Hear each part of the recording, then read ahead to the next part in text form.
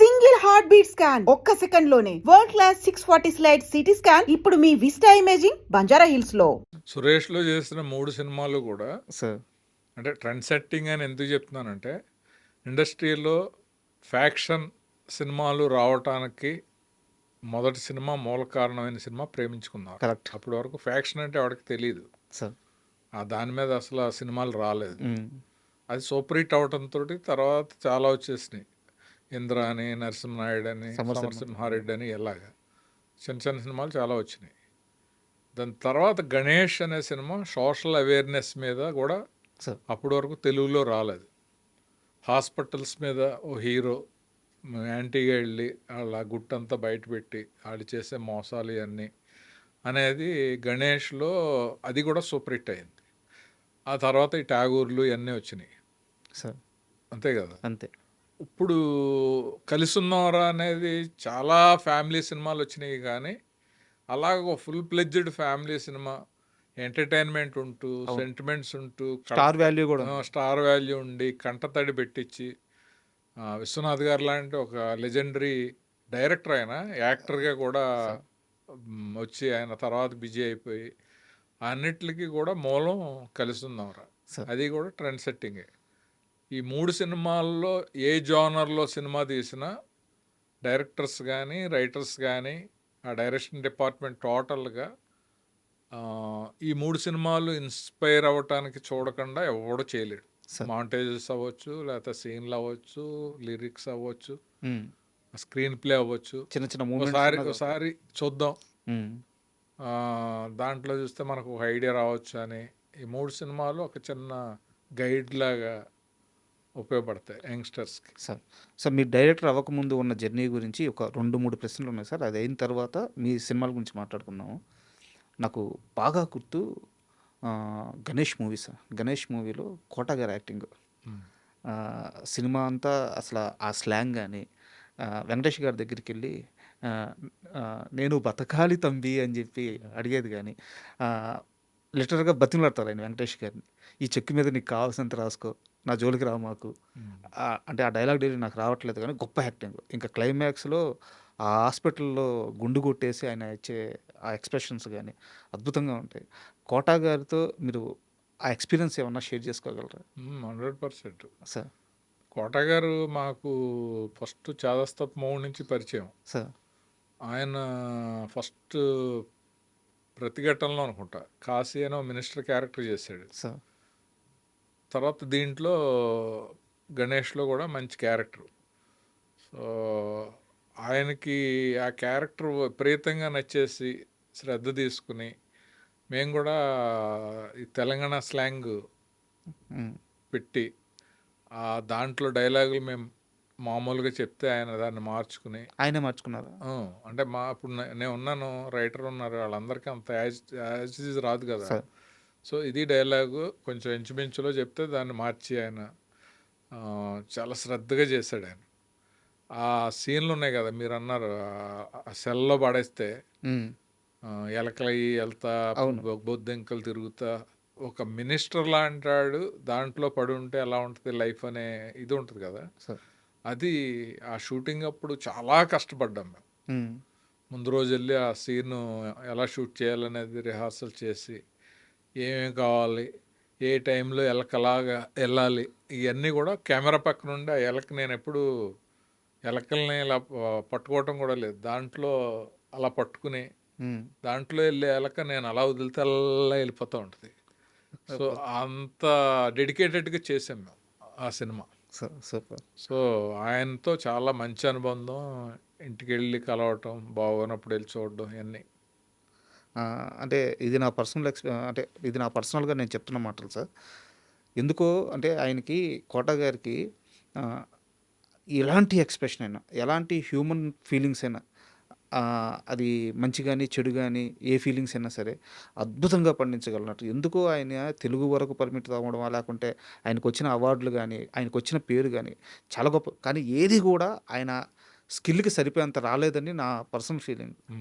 ఇంకా ఎక్కువ పేరు ప్రఖ్యాతులు, అవార్డులు ఇలాంటివన్నీ గడించాల్సిన వ్యక్తి అని నాకు వ్యక్తిగత అభిప్రాయం సార్. అంటే నేను అనేది అవన్నీ కూడా మీరు చెప్పినన్ని రావాలి అని అనుకోవటం అనేది ఆయన మీద మీకున్న ప్రేమ. ఆ ప్రేమే పెద్ద అవార్డు. ఎందుకంటే వాటికి లాబియింగ్లు ఉండొచ్చు, ఒకే సినిమాకి 10 మంది పోటీ ఉండొచ్చు ఒకే అవార్డుకి. అలాంటి వాటిల్లో మిస్ అవ్వచ్చు, కానీ ఆయనకు రావాల్సిన ఐడెంటిటీ వచ్చింది, అవార్డులు వచ్చినాయి, గుర్తింపు వచ్చింది. హిందీలో ఎందుకు తీసుకెళ్తారు ఆయన్ని? సార్ హిందీలు కూడా చేశాడు కదా, అదర్ లాంగ్వేజ్ చేశాడు. అవును ఆయన అందరూ ఓన్ చేసుకున్నారు. సార్. సో రావాల్సిన దానికంటే ఆయనకి ఎక్కువే వచ్చింది అనేది ఆయన ఫీలింగ్. నా దగ్గర చాలాసార్లు ఎక్స్ప్రెస్ చేశాడు. ఆఫ్టర్ ఆల్ బ్యాంక్ మేనేజర్గా పనిచేసేవాడిని నేను, సార్ నాకు ఇంత వస్తుందని ఎక్స్పెక్ట్ చేయలేదు అసలు అని. బట్ ప్రతి వాళ్ళకి ఉంటాయి కదా, ఆస్కార్ రాలేదు, భారతరత్న రాలేదు, పద్మశ్రీ రాలేదు, అన్నీ డైరెక్ట్ టాలెంట్ మీద రావటం అనేది కొందరికి జరిగితే కొన్ని అదృష్టం కొద్దీ కొంతమందికి వస్తూ ఉంటాయి. అండ్ గణేష్ సినిమాలోనే సింగిల్ హ్యాండ్ గణేష్ అని చెప్పి డైలాగ్ ఉంటుంది కదా సార్. ఆ డైలాగు ఎవరు రాశారు? మీకు ఆ రోజు షూట్ అప్పుడు ఇది ఎన్ని దశాబ్దాలైనా మిగిలిపోయే వెంకటేష్ గారి గెస్చర్ అవ్వద్ది అని చెప్పి అసలు అనిపించిందా ఆ రోజు షూట్ అప్పుడు? మీకు గుర్తుందా? పర్చూరి బ్రదర్సే రాశారు.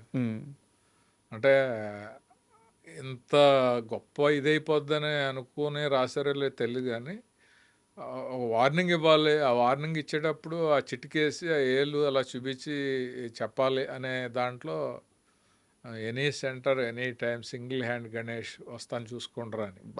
అంటే యాక్చువల్గా అయితే బాలకృష్ణ గారి డైలాగులతో పోల్చుకుంటే అది పెద్ద పవర్ఫుల్ ఏం కాదు. వెంకటేష్ బాబుకి ఆ రోజుకి అది చాలా పెద్ద పవర్ఫుల్ డైలాగ్ అయింది. పర్సనల్గా మీ గురించి తెలుసుకోవడానికి మీ ఫ్రెండ్స్తో మాట్లాడినప్పుడు వాళ్ళు చెప్పిన మాట, కాశీ విశ్వనాథ్ ట్రబుల్ షూటరు. అంటే మనకి పాలిటిక్స్లో ఇప్పుడు టీఆర్ఎస్లో హరీష్ గారు అన్నారు, హరీష్ రావు గారిని ట్రబుల్ షూటర్ అంటారు అనమాట. అలాగా సినిమాల్లోకి వచ్చాగానే కో డైరెక్టర్, అసోసియేట్, ఇట్లా వీరిలో కాశీ విశ్వనాథ్ మాత్రం ట్రబుల్ షూటరు. ఎక్కడైనా షూట్ ఆగిపోతుంది అంటే టక్కన ఒక ఐడియా వేస్తాడు, వెంటనే షూట్ నడిపిస్తాడు అని చెప్పారు. సో ఆ పేరు ఎలా వచ్చింది మీకు? ట్రబుల్ షూటర్ అంటే షూట్ ఆగిపోవడానికి ట్రబుల్ చేస్తానన్నా, లేకపోతే ఆగిపోయే టైంలో ట్రబుల్ లేకుండా చేస్తాను? ట్రబుల్ షూట్ చేస్తారని. అంటే కో డైరెక్టర్ జాబ్ అది. ఒక సినిమాకి కో డైరెక్టర్గా ఉన్నప్పుడు ఏమవుతుందంటే, డైరెక్టర్కి బడ్జెట్ పెట్టి డబ్బులు ఖర్చు పెట్టించాలి, సినిమా క్వాలిటీగా రావాలి, స్క్రీన్ మీద అనుకున్నట్టు రావాలనేది ఉంటుంది. ప్రొడ్యూసర్కి ఏమో దానికి ఎంత తగ్గించి మనం ఖర్చు పెడితే బడ్జెట్ కంట్రోల్ అవుద్ది అనేది ఉంటుంది. ఈ ఇద్దరి మధ్యన అటు ఒప్పించి ఇటు నొప్పించకుండా ఆ రోజు షూటింగ్ జరిగేలా చేయటమే కో డైరెక్టర్ పని. సో అలాంటి సీక్వెన్స్లు చాలా, అంటే ప్రేమించుకుందాం అనే ఒక సినిమాకి నేను కో డైరెక్టర్. అప్పుడు దాంట్లో చాలామంది పనిచేసేవారు, ప్రసాద్ అని, ఇప్పుడు చంద్ర మహేష్ డైరెక్టర్, ఆయన, ఇలాంటి వాళ్ళందరూ కూడా పనిచేసేవారు.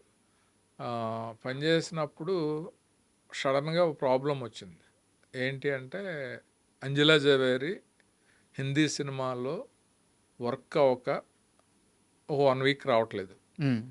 ఈ 1 వీక్ మళ్ళీ యూనిట్ హైదరాబాద్ వెళ్ళి మళ్ళీ రావటం అనేది కష్టం.